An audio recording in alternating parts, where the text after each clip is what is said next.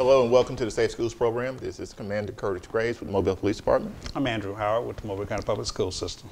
Andy, we're going to have a great show talking to Executive Director Lawrence Battiste over public safety for the for the city of Mobile. I keep saying different things because his title has changed. But nonetheless, great person, and we want to talk to him about public safety and what public safety looks like to him. Executive Director. I want to hear a little more about that. Yeah, I think that's going to be a good conversation. Okay, well, we're going to be right back.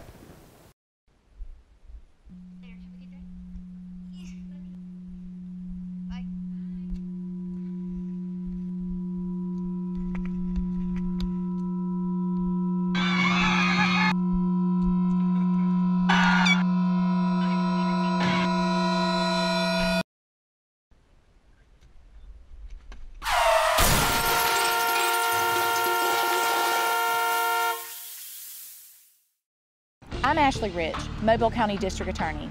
The failure to obey school bus safety laws will cost you. It can cost you up to a $3,000 fine and the loss of your driving privileges. But more than that, it could cost the life of a child. That's why the Mobile County Public School System is urging you to stop and obey all bus traffic laws. Hi, I'm Pat Mitchell, Director of Transportation for the Mobile County Public School System. We're asking you to obey all bus safety laws. It could save a life. Remember, stop ahead when you see red. Our future depends on it. And we're back. Executive Director Lawrence Battiste, welcome to the Safe Schools program again. We are happy to have you here, spending some time with you talking about just public safety in general and what it looks like from your lens as you look at it, because you've taken on a new role as public safety executive director over the city, which includes the police and fire department. You've been in law enforcement for over 30 years now, but it's been focused on law enforcement, right? So now the focus is not just law enforcement, it is fire and law enforcement, so the whole holistic look at public safety. Right. What does that look like to you? Wow. Well, first let me say, executive director, I still answer to chief, I still answer to whatever you call me. The title is just a title. Yeah. It's a new responsibility. Let me say that, the city of Mobile as a whole has an excellent fire chief. They have an excellent guy working as the interim chief of police currently, and so we've got good leadership at the helm right now, and the goal is to make sure that we keep both departments moving in the right direction. So again, my role now is to kind of just make sure that I provide guidance and feedback to concerns that are coming from the heads of those two departments, being engaged with coming up with a vision, and making sure that that vision is in line with the direction of the leadership of the city of Mobile and our mayor and our city council, and then making sure that we implement those things from an executional standpoint on a daily basis in our community. So a lot more to do, but I am certainly excited about the opportunities and the challenges that are before me. You know, as an executive director, I guess I wonder, has the purpose changed in terms of what you're doing compared to the chief of police or what the fire chief does? I mean, they make sure that department runs day to day and have a vision for that department. But I guess the executive director means you got to have that long view. So, right. So, our purpose as a public safety division within the city is making sure we provide the service that we say we're going to provide, and provide that service in a caring way. I was having a conversation with one of the fire chiefs here recently as I'm going out and trying to meet all of the personnel that are associated with the fire department. And one of the conversations we talked about was making sure that we treat all citizens exactly the same. you know, that's an issue on police side as well as on the fire side. You know, police responding to a shots fired complaint, they're going, you know, there's a certain way they want to treat and talk to people that are in that area. But when somebody comes to put out a fire, water does an immensely amount of damage when you put it in somebody's house. Bad is bad everywhere you are. So at the end of the day is, when you go into that home, you want to do as minimal amount of damage as you possibly can while providing the service that you're providing, putting out that fire.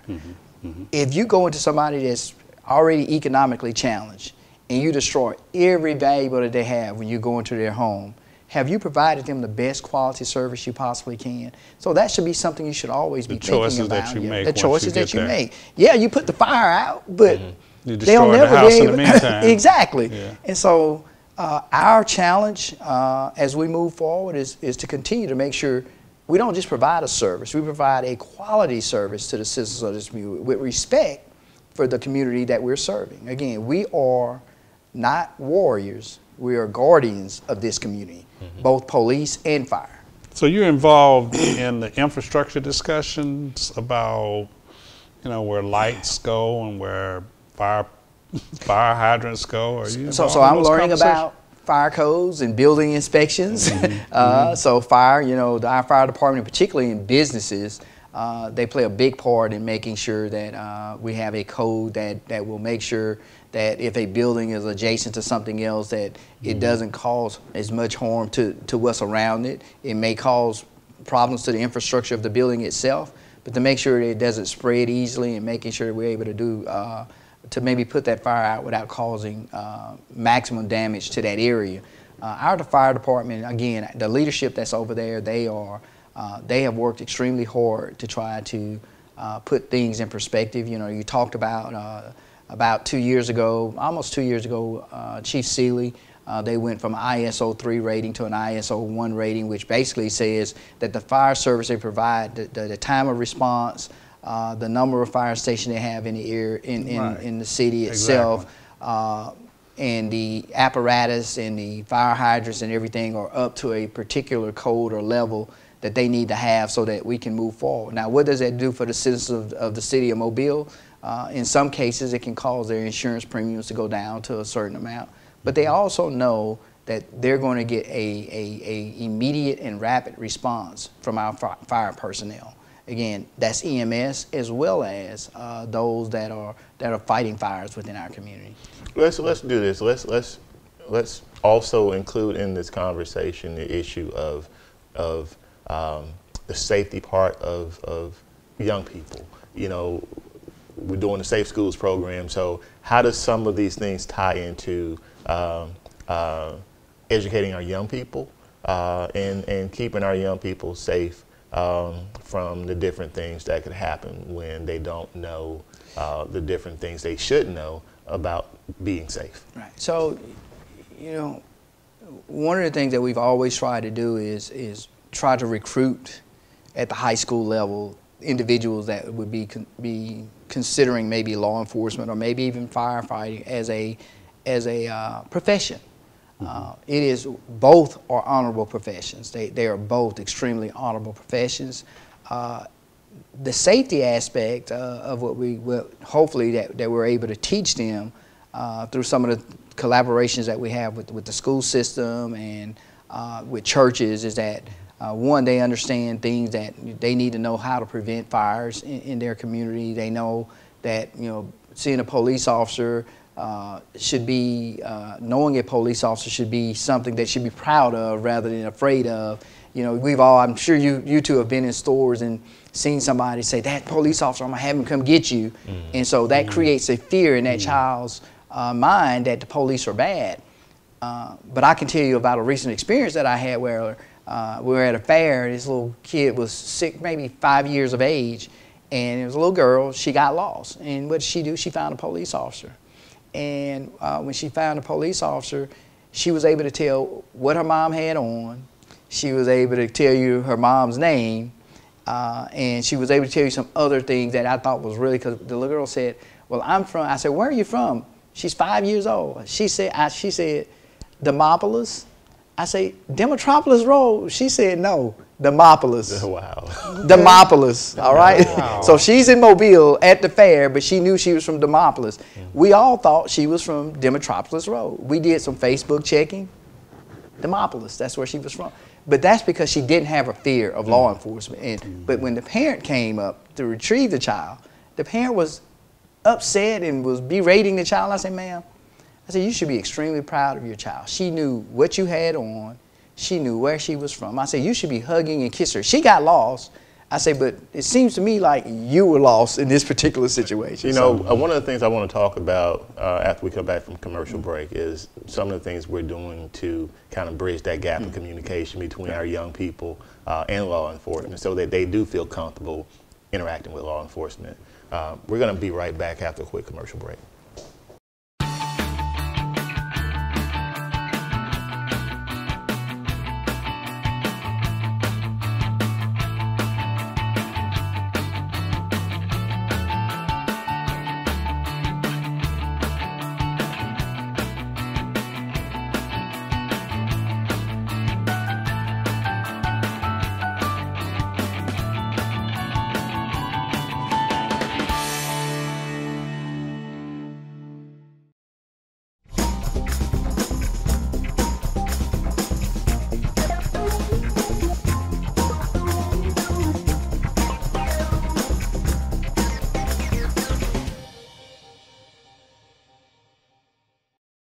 It's a fact. Bullying happens. Bullying can lead to serious physical and emotional pain. But there are some things you can do to prevent or stop it. Stand up for the person who's being bullied. Let the bully know that it's not cool to pick on others. Take action by reporting the bully to a teacher or principal. In the end, when you help someone who's being bullied, you are also helping yourself.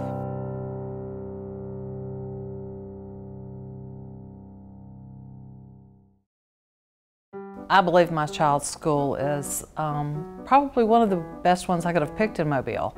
She's in the PACE program. The teachers are phenomenal. The principal, couldn't ask for a better principal.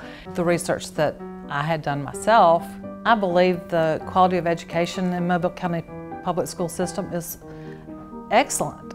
For me and my child, I'm going to stick with the public school system. I think it's the way to go.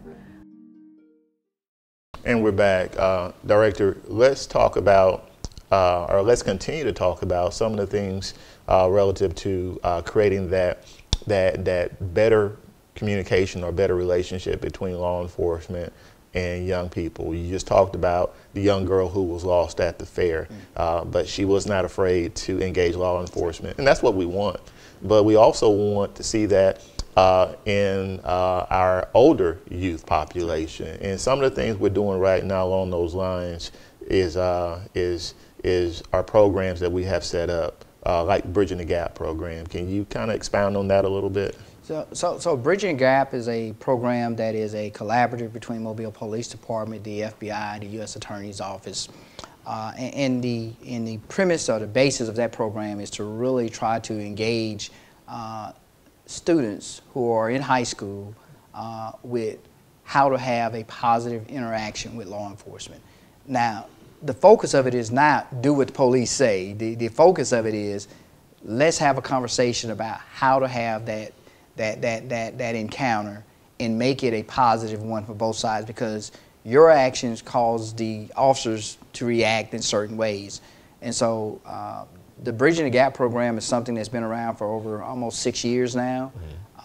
The collaboration has been great. We have every year been able to bring out at least 30 to 40 students from every high school in Mobile County, and we've repeated that over the last 6 years. And so the number of people that know what we do with that program from a student perspective, I think is really great. But I think that we can expound upon it. I think we can make it better. You know, recently we went through a transformation where we created a learning curriculum that we can take that program from the training center out at MPD, Metro Range, to every high school here in the city of Mobile, high school or middle school, church, or wherever we need to take it, and facilitate that program and maybe get some of the same positive feedback that we would normally get about how to interact. But at the end of the day, one of the things that I always share with the youth that show up, I'm not asking you to become pro-law enforcement when you come to this training. I'm asking you to be open-minded and objective about the process, because you can be dead right. You know, Right. and the intent is to make sure somebody is not dead right. Because if you're dead right, you prove your point, but you're still dead. Yeah. The intent is to make sure that that respect that you expect to get from that officer, you're willing to give it as well. Right. And so respect is earned and not always given. And so making sure that our officers understand that perspective as well. Making sure that they have a duty and responsibility to share with people when they pull them over, why they pulled them over. They have a duty and responsibility to tell them about what made them think that they were committing an offense at that point in time. The issue that evolves sometimes is when you want that information and when I can take the time to give you that information. I'll pull you over, I've got information about something going on, you're demanding to know why I pulled you over immediately. I'm still getting information about what just occurred, and you're demanding to get it as soon as I get it. So there's an argument going back and forth between you and I. The officer has the authority at that point. Don't give him any additional authority over you to become the judge, the jury, and potentially the executioner of your case at that point in time. And that's what happens a lot of times is that nobody wants to yield the authority to the other person. You know, and so that's what bridging the gaps really kind of does for us. It helps us get there. I like your story about the 5-year-old, and that attaches to that, because I thought you meant, I thought you said. Correct. And that's a 5-year-old. Right. And how much of that doesn't also happen regardless to the age? Correct. And then when you talked about bridging the gap, the engagement aspect of that is not one way either. Right. No. Because when those officers are engaged with those young people, you can't unknow something. Correct. So once those young people are exposed to those officers, they have knowledge they didn't previously have, and vice versa. Right. Yeah. Well, you know something, and that's been the whole focus of the leadership with the police department over the last several years. Chief, as the public safety director now, how do you see the fire department from a standpoint of creating programs, and maybe there are already programs that exist that the fire department has that engages our population or our public, like Mobile PD does, but do you have a particular vision for them similar to what we've done with the police department? So what I do know, I don't know about every program that currently exists within Mobile Fire, but I do know that they have programs that exist that engages youth in our community. I know that as part of Chief Lamey's vision with Mobile Fire, that they're working on the process of building a brand new fire academy, which caused me to think that why don't we take that concept and make it a public safety academy, because you know, there's a lot of collaboration and overlap that takes place between the two agencies, and so I think there's some great things that are on the horizon. I'd like to maybe schedule a time to come back at a later date to maybe to talk specifically about certain programs within Mobile Fire. And again, the leadership over there, I think, is doing a really good job with trying to identify how do they recruit better on both sides, on police and fire. So how do we recruit? How do we diversify our departments to make sure that they represent the makeup of our community that we serve? And those are going to be key things. And that's one of the great things about sitting in the role that I'm sitting in today, is that I get an opportunity to play a part in watching how that plays out and builds out, and making sure that we hold people accountable, and making sure that that we are diversifying those departments, things that would typically be issues within our community about how we're moving forward with making sure we got the right makeup of people based off gender, race, and all other things that exist in the community. That's important, Chief. We gonna go a little further than that, but we're gonna take a brief break right now. We're gonna come right back to that.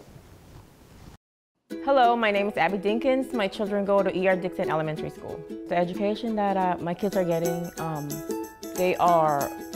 it's tremendous. There's one time that I thought about homeschooling my kids because I wasn't sure, we're new here. And when I enroll my children at the public school, and I'm just blown away because the teachers are nice, the curriculum itself is different. I believe in Mobile County public school education for preparing my children for life.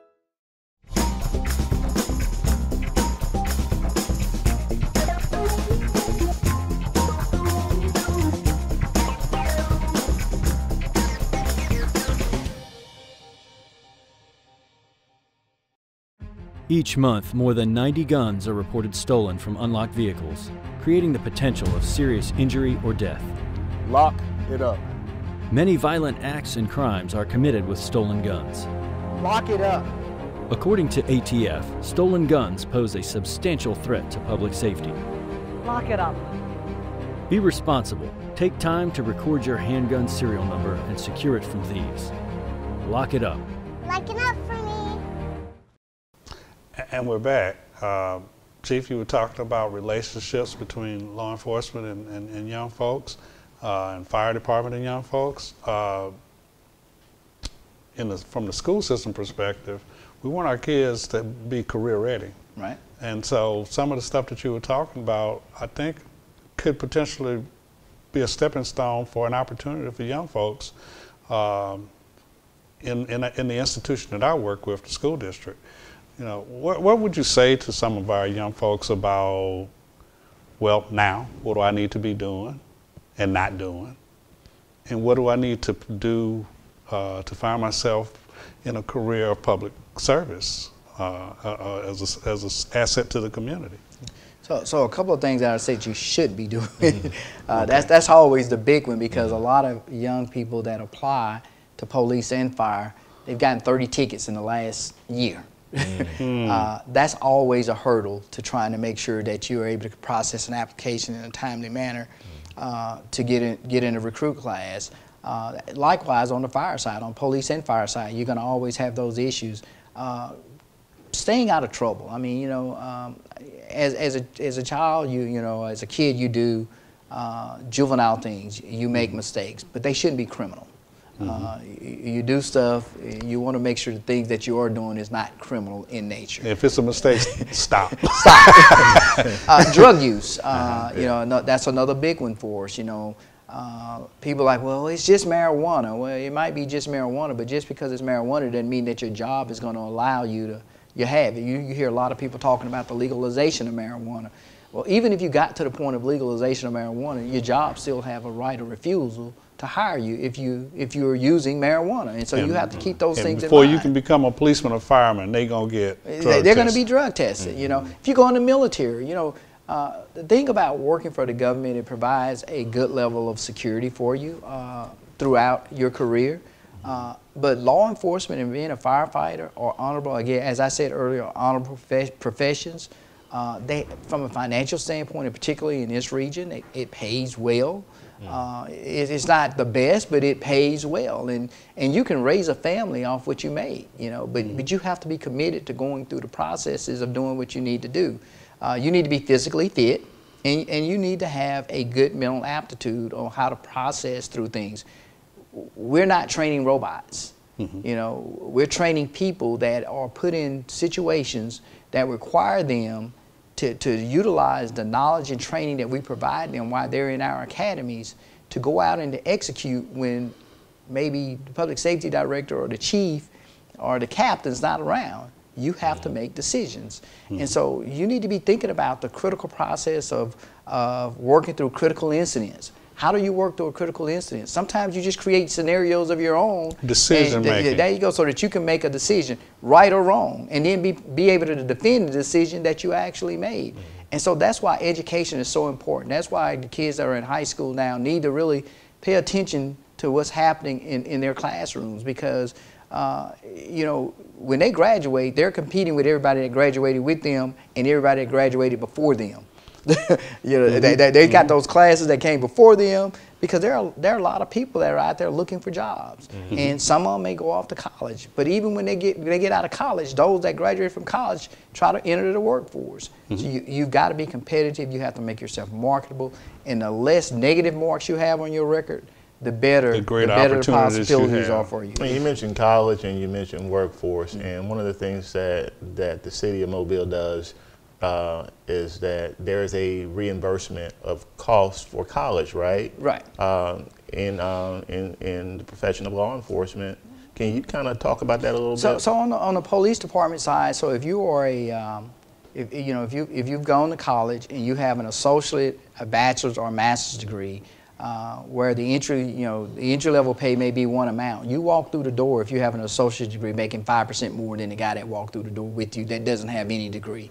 Okay. If you have a bachelor's degree, that's 10% more than that guy. And if you have a master's degree, that's 15% more than the guy that walked through the door with you at the exact same time. Walking in the door. Walking in the door. And so those are really great incentives. I've always encouraged people that you want to get those degrees on the front end of your career rather than the back end of your career. Because if you think about it like this here, a 10% for somebody that walks through the door making about $38,000, which that's where our entry level salary is currently.